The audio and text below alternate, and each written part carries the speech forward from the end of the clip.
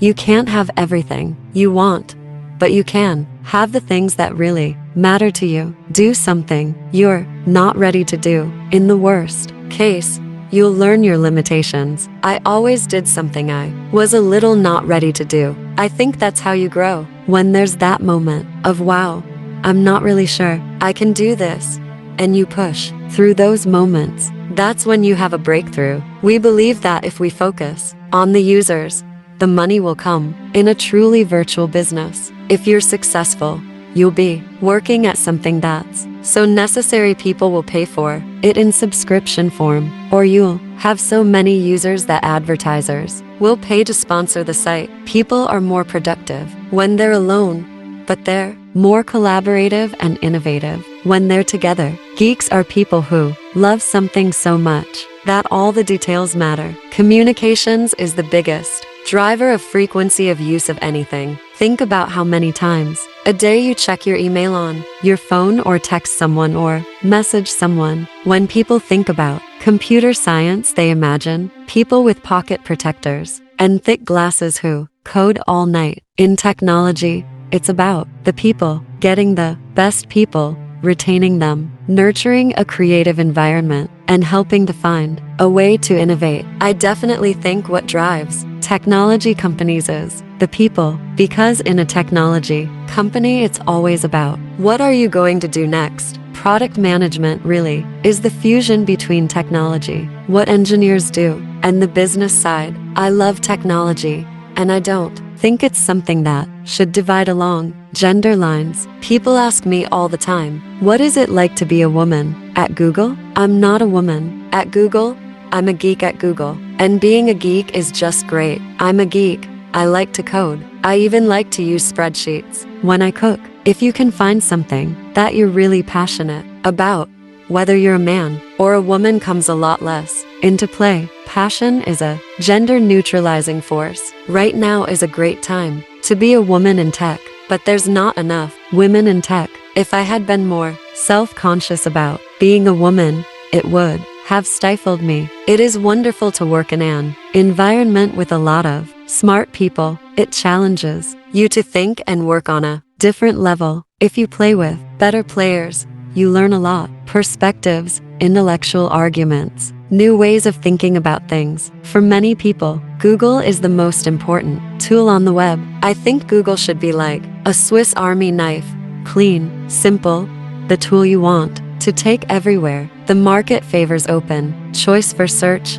and companies should compete for users based on their quality of search services. Google's logic was sound. An ad that pays $0.55 per click is more valuable than an ad that gets $1.0 per click if it gets clicked on twice as much. If Microsoft and Yahoo didn't combine, Google was going to own the internet forever. I think that for me, it's God, family, and Yahoo in that order. Our theory is, if you need the user to tell you what you're selling, then you don't know what you're selling, and it's probably not going to be a good experience. Success is never getting to the bottom of your to-do list. Beyond basic mathematical aptitude, the difference between good programmers and great programmers is verbal ability. I pace myself by taking a week-long vacation every 4 months. Innovation is born from the interaction between constraints and vision. I'm not a pro, but I know enough to be dangerous. Your rhythm is what matters to you so much that when you miss it, you're resentful of your work. So find your rhythm, understand what makes you resentful, and protect it. I think threats are always opportunities, and I think the opportunity for us is to focus on the users and innovate. Then the opposite of that is really the biggest threat, which is that we would somehow become complacent. I think the most interesting thing is what happens next. I have a theory that burnout is about resentment, and you beat it by knowing what it is you're giving up that makes you resentful. Reality is but a poor excuse for not having an imagination. For each of the executive hires I've made and every hire I've made, I've gotten the exact person I wanted. It's been surprisingly easy to assemble what I think is the best and brightest team. Creativity thrives best when constrained. Simplicity is king on the small screen. New beginnings professional personal, or come what may are always uncomfortable, but being open to them is the only way to grow. In the end, we are all capable of so much more than we think. Work for someone who believes in you, because when they believe in you, they'll invest in you.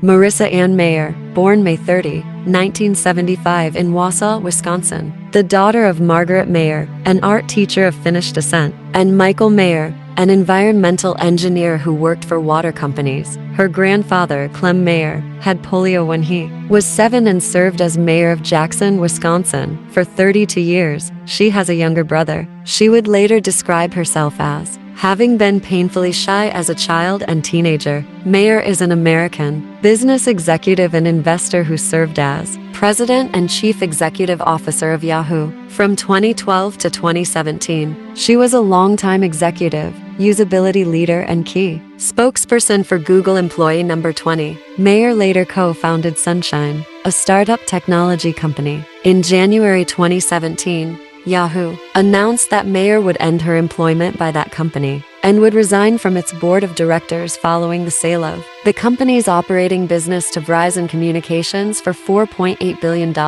She did not join the newly combined company, now called Yahoo Inc., formerly Verizon Media, and prior to that oath, and she announced her resignation on June 13, 2017. She currently has a net worth of $1 billion.